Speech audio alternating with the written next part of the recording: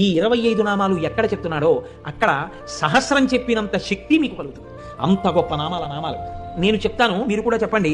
సింహాసనేషి, లలిత, మహారాజ్ఞి, వరాంకుశ, చాపిని, త్రిపురా చైవ, మహాత్రిపుర సుందరి, సుందరీ చక్రనాథ చ,